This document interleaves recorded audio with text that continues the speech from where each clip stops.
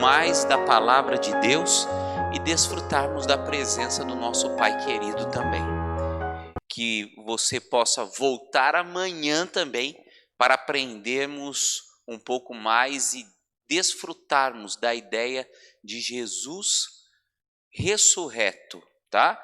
E semana que vem começa uma série de estudos da palavra de Deus a partir de domingo, em que nós vamos desencadear temas bíblicos e todas as suas dúvidas a respeito da Bíblia serão tiradas.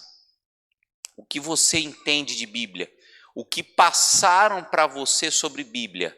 Eu tenho certeza que nós iremos tirar dentro da temática proposta, iremos tirar todas as dúvidas, ok? Bem, hoje nós, antes de abrirmos a palavra de Deus, tem um momento especial dos pedidos de oração. Você deve ter recebido um papelzinho para você fazer o seu pedido, ok?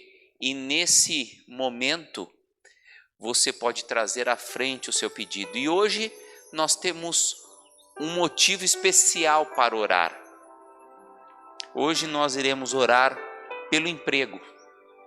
Quem não trabalha, ou os menorzinhos, pelo estudo também, né? Muitas vezes você precisa de uma bênção no teu emprego, ou de um emprego para ser uma bênção em casa, ou você precisa, ou tem algum problema no teu serviço que precisa ser solucionado. A gente passa muito tempo no emprego, né? E não é muito bom que o nosso emprego seja um problema para a nossa vida, mas que seja a solução de alguns problemas. Não pode ser de todos também, porque senão ele se torna um Deus. Mas se você tem algum problema com o seu emprego, se você quer pedir a Deus, Senhor, abençoe meu emprego, me dê força, sabedoria para trabalhar de maneira correta, vem aqui à frente que eu quero orar por você e pelo seu emprego ou pelo seu estudo também, né? Se você é um aluno, uma pessoa mais nova, se você tem algum pedido para fazer no emprego, vem aqui na frente e aproveita, traga o seu pedido e coloca aqui na caixinha de oração. Tem alguém que quer dizer assim, Senhor, eu preciso de uma bênção para o meu emprego, ou para o meu estudo, um novo emprego, uma situação melhor no emprego.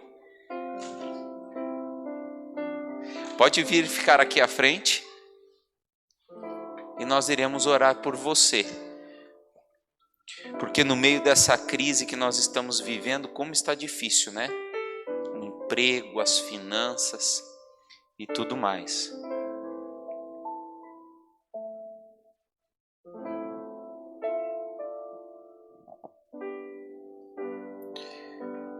Que bom que você está aqui à frente, entendendo que a gente precisa de bênçãos de Deus também no nosso emprego. Muitas vezes preciso de saúde, de inteligência para resolver alguns problemas. Você que é dono da empresa precisa de assertividade. Precisamos sempre de bênçãos, né? Ou pedir bênçãos para o emprego do filho, o emprego do pai, da mãe. Vamos orar nesse momento? Feche os seus olhos e falemos com nosso Deus. Senhor Deus, queremos nesse momento entregar todos os pedidos que foram colocados na caixa de oração nas tuas mãos. Venha abençoar. Venha, Senhor, também fazer com que esses pedidos se revertam em bênçãos e se concretizem na nossa vida. Mas, Senhor, não como queremos, mas como o Senhor deseja. Senhor, também existem pessoas aqui na frente, nossos queridos, que têm algum pedido especial em relação ao emprego deles. Muitas vezes eles precisam de um emprego. Outras vezes eles precisam melhorar no emprego ou resolver algum problema muito grave no emprego. Queremos colocar o coração de cada um deles nas tuas mãos, Pai amado. Faça, Senhor, milagres nos empregos dessas pessoas, ou consiga um emprego para essas pessoas também, Senhor. Muitas vezes estamos aqui na frente representando alguém, que o Senhor olhe por esse alguém também. Abençoa os desempregados que nós conhecemos, da nossa cidade, do nosso mundo, que eles tenham condição de colocar o pão em casa, Senhor, e que o pão espiritual que é Jesus Cristo nunca falte também. Abençoa-nos e unja-nos. É isso que nós lhe pedimos em nome de Jesus. Amém, Senhor. Amém. Que Deus abençoe e pode ter certeza que Deus ouviu o teu pedido. Que Deus abençoe, a todos podem voltar. Ok, gente. Vamos hoje, o Rogério já deu o spoiler, né, Rogério? Ele é o cara que, se não for ele, eu não sei o que eu prego direito, rapaz. Olha só. O Rogerião falou que nós iremos estudar sobre o Getsemane. E você sabe aonde está o relato do Getsemane? Onde está o relato do Getsemane? Na Bíblia. Então você pega a sua Bíblia e nós vamos ler, ué. Não é verdade? Abra a sua Bíblia. Você recebeu uma Bíblia? Abra a sua Bíblia. Mateus capítulo 26. Se você falasse que era em Mateus, Marcos, Lucas e João, qualquer um dos quatro, você iria acertar. Porque ele está nos evangelhos sinóticos e em São João. Você sabia que os evangelhos têm duas divisões? Sabia disso? Os três primeiros, Mateus, Marcos e Lucas, são chamados de evangelhos sinóticos. E João é chamado de o outro evangelho. Qual é o mais importante? Nenhum. Os quatro são importantes. Tá certo? Mas só que os três primeiros, os sinóticos, eles falam um pouco mais, eles trabalham mais ou menos mais na mesma linha. E João não. João, 2/3 do evangelho de João é destinado aos últimos acontecimentos de Jesus aqui na terra. João escreveu mais do finalzinho do ministério de Jesus. E os outros 3 evangelhos dividiram de forma mais sistemática. Tá certo? Qual foi o primeiro evangelho a ser escrito? Qual foi o primeiro evangelho a ser escrito? Quem sabe? Foi o evangelho de... Quem falou Marcos? Acertou, parabéns. O evangelho de Marcos é chamado de proto-evangelho, tá certo? O primeiro evangelho. Marcos escreveu o evangelho datado do ano 60 depois de Cristo, mais ou menos. Ok? É o primeiro relato. Vamos ler Mateus capítulo 26. Acharam? Amém? Agora o versículo 36. É o relato do Getsemane. Ok? Vamos acompanhar a leitura? Diz assim: em seguida, foi Jesus com ele a um lugar chamado Getsemane e disse aos seus discípulos: assentai-vos aqui, enquanto eu vou ali orar. E levando consigo Pedro e os 2 filhos de Zebedeu, começou a entristecer-se e angustiar-se. Então lhes disse: a minha alma está profundamente triste até a morte. Ficai aqui e vigiai comigo. Adiantando-se um pouco, prostrou-se sobre o seu rosto, orando e dizendo: meu Pai, se possível, passe de mim esse cálice. Todavia, não seja feito como eu quero, e sim como tu queres. E voltando para os discípulos, achou-os dormindo e disse a Pedro: então, nem uma hora pudestes vós vigiar comigo? Vigiai e orai, para que não entreis em tentação. O espírito, na verdade, está pronto, mas a carne é fraca. Portanto, tornando a retirar-se, orou de novo, dizendo: meu pai, se não é possível passar de mim esse cálice sem que eu beba, faça a tua vontade. Para por aí. Agora você pega a tua Bíblia, coloca o dedinho marcando Mateus 23 Mateus 26 e vamos para Lucas 22. Lucas 22, versículo 43. Mateus, Marcos e Lucas. Lucas 22, 43. Deixa o dedinho marcando em Mateus, porque a gente já vai voltar para Mateus, tá bom? Posso ler? Encontramos? Lucas 22, 43. Então lhe apareceu um anjo do céu que o confortava, e estando em agonia, orava mais intensamente. E aconteceu que o seu suor se tornou como gotas de sangue caindo sobre a terra. Agora vamos voltar lá para Mateus. Lembra do dedinho? Versículo 43. Voltando, o achou outra vez dormindo, porque os seus olhos estavam pesados. Deixando-os novamente, for orar pela terceira vez, repetindo as mesmas palavras. Então voltou para os discípulos e disse: ainda dormis e repousais? Eis que é chegada a hora, e o Filho do Homem está sendo entregue na mão dos pecadores. Levantai-vos, vamos, eis que o traidor se aproxima. Para por aí. Jesus, ele estava na Santa Ceia. Era uma noite de quinta-feira, lua cheia. Hoje é lua cheia. Lua grande, bem luminosa, gostoso de viajar. Você pode até viajar com o farol do carro desligado à noite, mas eu não aconselho fazer isso. É gostoso fazer caminhada à noite com os desbravadores na lua cheia, não é, Sérgio? Uma delícia, bom demais.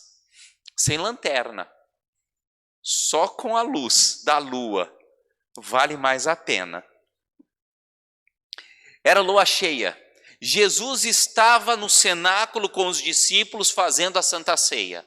Judas saiu correndo da Santa Ceia.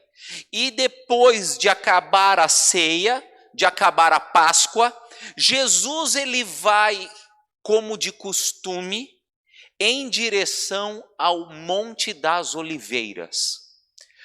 Em umas traduções se diz Olivete. O Olivete era o Getsêmani, ou Jardim de Cedron. Era um jardim ao sopé do Monte das Oliveiras. Jesus gostava de ir ali para orar, era costume dele.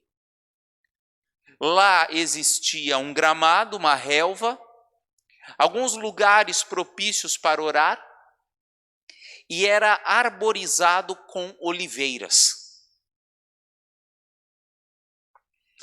Jesus, como de costume, levou 3 dos mais chegados. Ele pegou, deixou os 12 bem ao sopé, deixou 9 ao sopé da montanha, e falou: Pedro e os 2 filhos de Zebedeu. Quem eram os 2 filhos de Zebedeu? Tiago e João.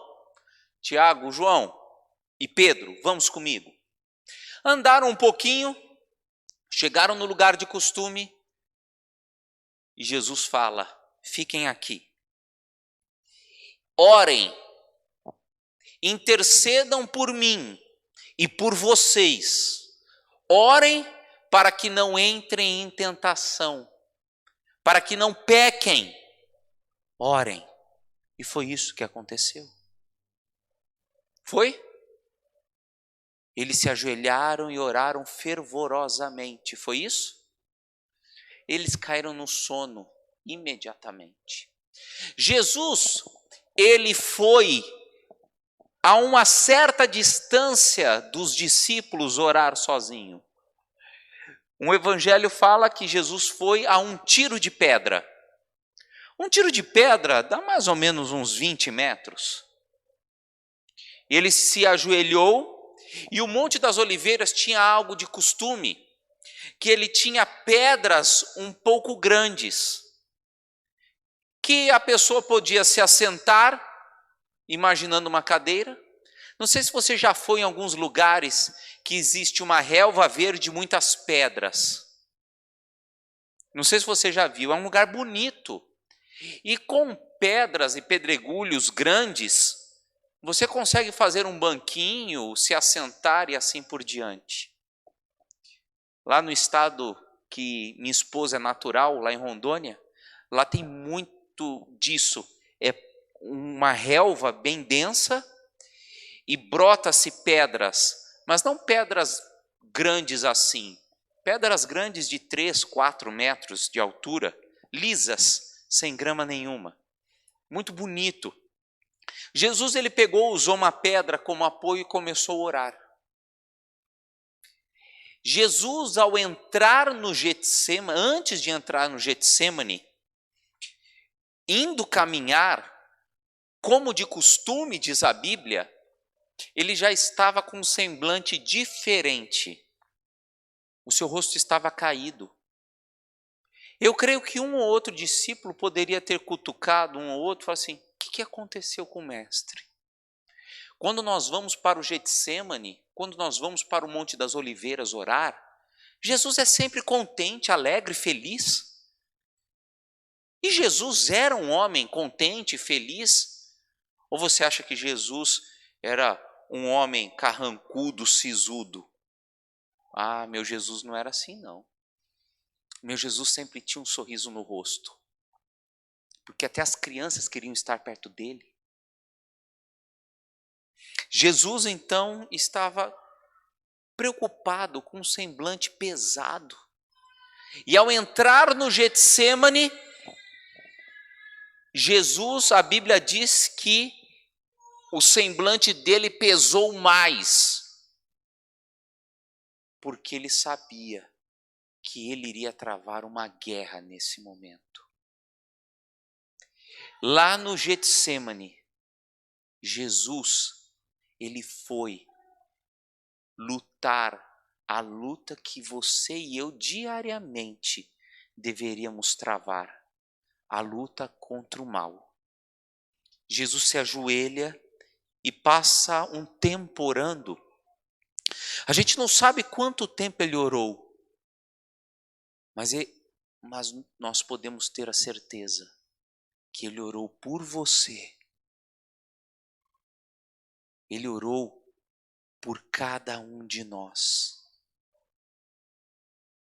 E ele disse, quando entrou no Getsemane, e ele disse orando lá no Getsemane: Pai, está pesado, passa de mim esse cálice.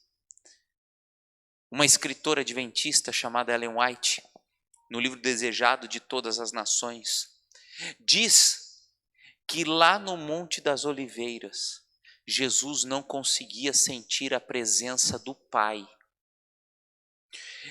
Deus Filho e Deus Pai, durante 30 anos aqui na terra, tiveram extrema intimidade. Mas lá no Getsemane, Jesus não sentia a presença de Deus Pai. Sabe por quê? O pecado de todos nós estava pesando nos ombros dele. Imagine o peso do pecado de toda a raça humana durante 6.000 anos. Imagine o peso dos seus pecados nos ombros de Jesus. Ele não sentiu o peso dos seus pecados na cruz. Ele sentiu o peso dos seus pecados já no Getsemane. E essa escritora, Ellen White, diz que no momento em que Jesus orou, Satanás e todas as hordas infernais foram para o Getsemane para fazer Jesus desistir. Aquele era o momento propício para tentarem Jesus desistir do plano da redenção, do plano da sua salvação. Jesus, então, com o peso do pecado, Jesus, ele diz: Pai, eu não estou aguentando. Passa de mim esse cálice, essa amargura, essa aflição. A minha vontade é que passe, mas seja feita a tua e não a minha. Como a gente pode aprender isso com Jesus, não é verdade? Parece que na nossa oração nós somos mais crianças birrentas do que embaixadores de Cristo. Eu quero desse jeito, eu quero assim, é desse jeito que tem que ser. Pai, se queres, passa de mim esse cálice, mas seja feita a tua vontade. Ah, Senhor, eu quero tanto esse emprego, mas eu quero, tem que ser do meu jeito. Seja feita a tua vontade. Eu quero que meu pai restabeleça de saúde, eu quero que meu irmão restabeleça de saúde, mas seja feita a tua vontade.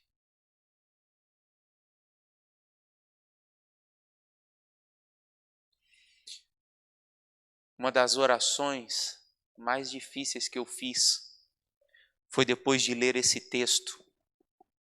Um ano atrás, 1 ano e 6 dias, nós estamos no dia 13, 14 e 12 dias atrás, meu pai faleceu. Sexta-feira Santa.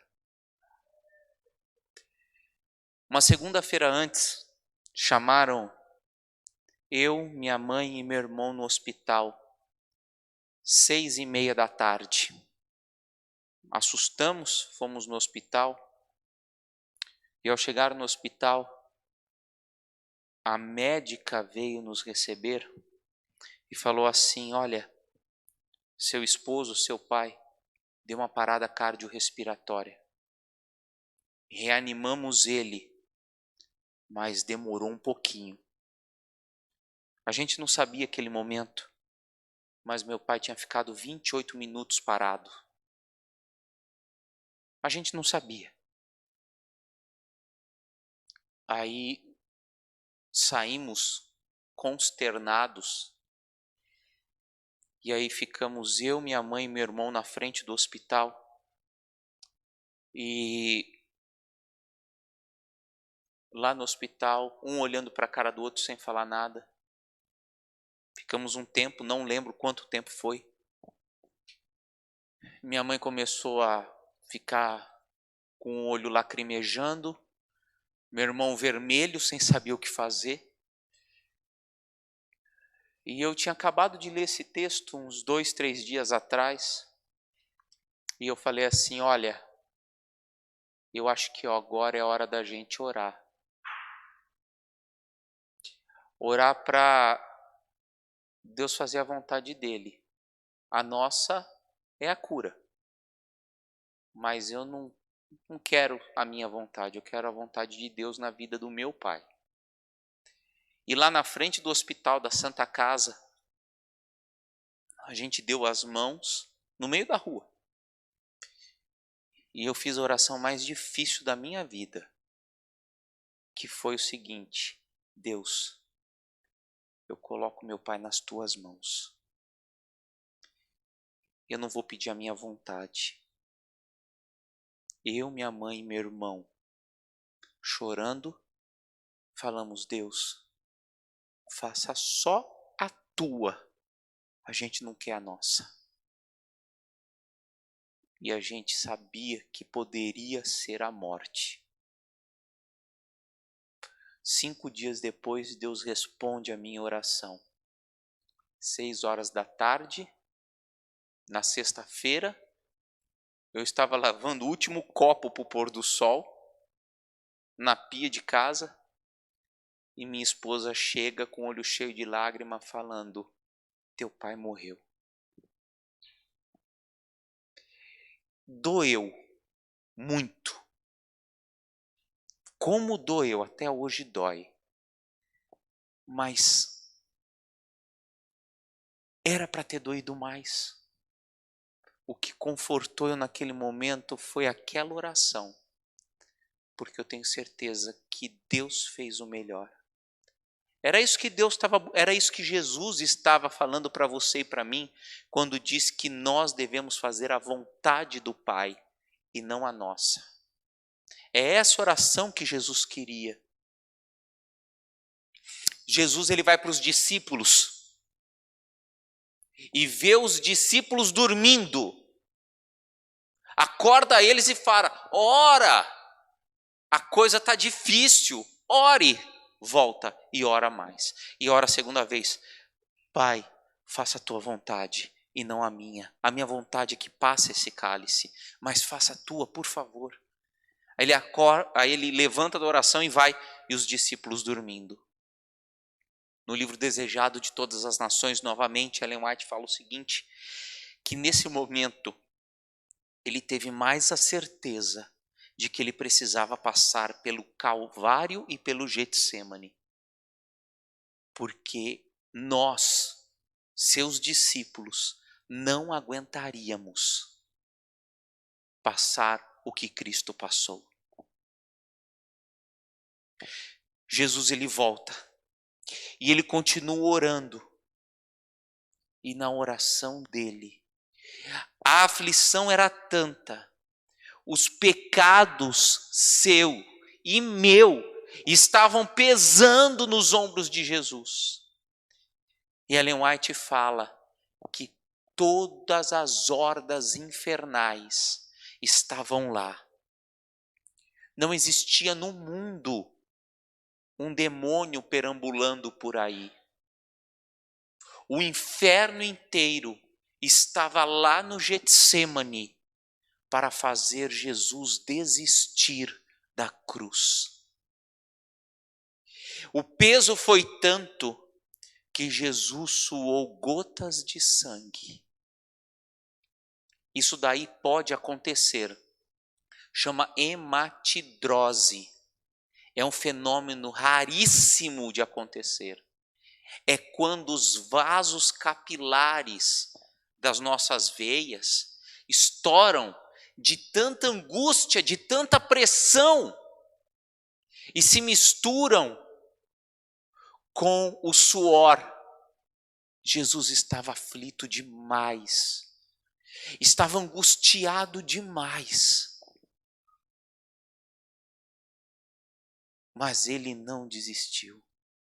Os anjos do mal estavam lá falando: desiste, não merece. Certamente Satanás mostrava os seus erros, mostrava os meus erros, mostrava os nossos pecados e dizia para Jesus: compensa? Você está sofrendo por alguém que está no mundo das drogas. Você está sofrendo por alguém que se entope de remédio. Você está sofrendo por alguém que diz que você não existe. Você está sofrendo por alguém que tem vícios. Compensa. E as gotas de sangue rolando pelo rosto do mestre, passando pela sua barba e caindo naquela pedra que era a única testemunha do sofrimento de Cristo por amor a você. Nesse momento de tamanha angústia e aflição, o céu se abre e o anjo Gabriel rasga o céu, sai do trono de Deus e em poucos segundos chega aqui na terra no Getsêmani e com a sua glória ele dissipa todas as hordas infernais. Deixa eu te falar um negócio. Basta só um anjo de luz para que todo o inferno trema.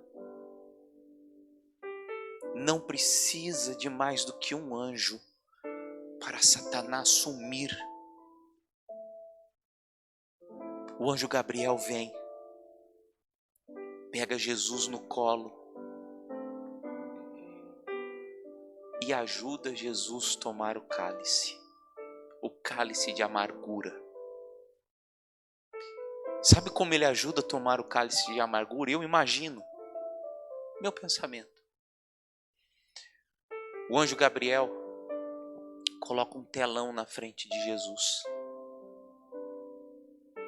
E do mesmo jeito que Satanás mostrou os seus pecados, o anjo Gabriel mostra você aqui na igreja hoje. Mostra você se entregando a Cristo. Mostra você se colocando nas mãos do Pai. Independente dos erros que você cometeu, o anjo Gabriel mostra o teu coração agora, novo, de novo, em novidade de vida. Porque Jesus precisava saber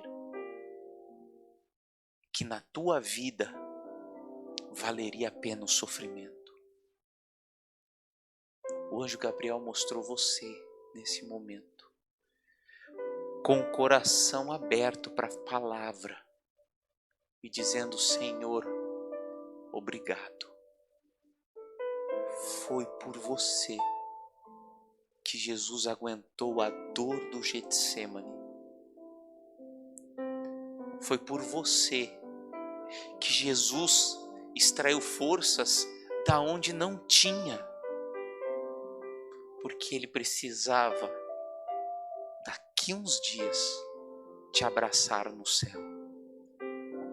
Foi por você que o Calvário aconteceu. Foi por você que Jesus sofreu, suou gotas de sangue. E sabe de uma coisa? Agora lá no céu, Jesus está falando: valeu a pena. E se fosse preciso, Ele faria tudo de novo. Porque você está aqui, dando o seu coração para Jesus. Você quer dizer: muito obrigado, Senhor, porque o Senhor verteu sangue para me salvar. Você quer dizer: Senhor, muito obrigado, e eu quero que seja feita a tua vontade na minha vida. Como Jesus falou, fale agora para Deus. Priscila vai cantar uma música que diz que foi por você que Jesus sofreu, agonizou.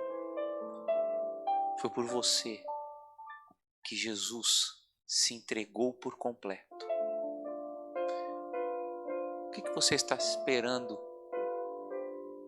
para dizer: Senhor, eu quero me entregar por completo a Ti? Eu quero te desafiar agora. Não importa quem você é, não importa de onde você veio, Jesus verteu gotas de sangue lá no Getsemane por você. Lá no Getsemane, Ele tomou o seu pecado, o pecado que você fez hoje, o pecado que você fez ontem. Todos os pecados da sua vida Jesus tomou lá no Getsemane e trouxe para Ele. E eu queria dizer uma coisa, quero te desafiar.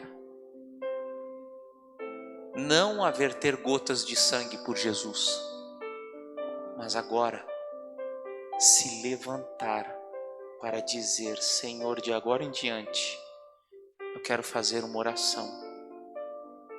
Eu quero fazer a Tua vontade na minha vida, porque eu sei que o Senhor sofreu para mim e sofreu por mim em meu lugar.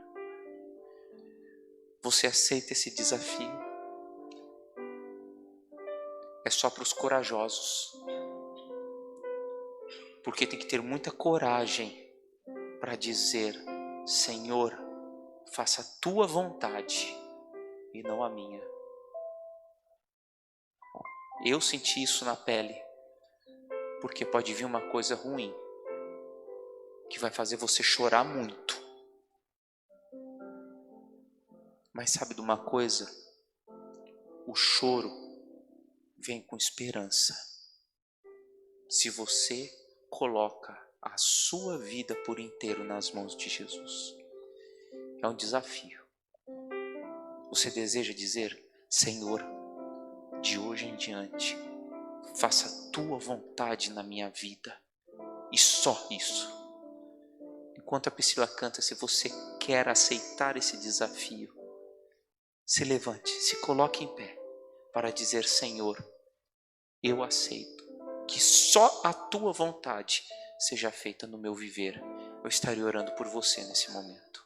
Senhor, obrigado porque foi por mim, por cada um de nós, que o Senhor sofreu, padeceu, se humilhou, verteu até gotas de sangue para nos salvar.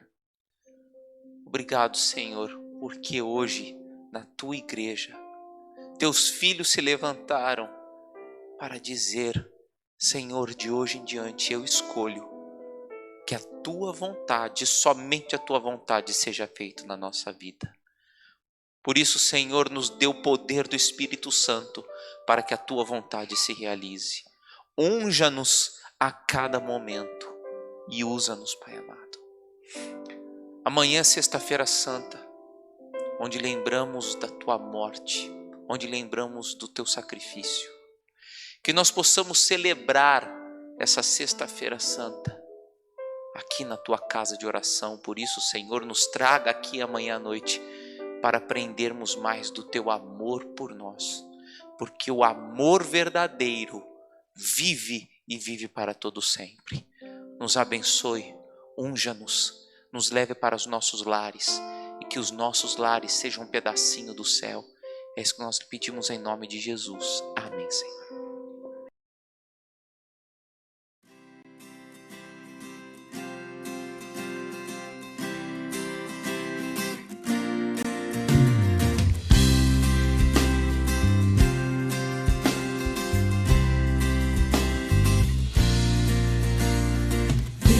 Senhor, em mim habitar, pois quero ser templo teu.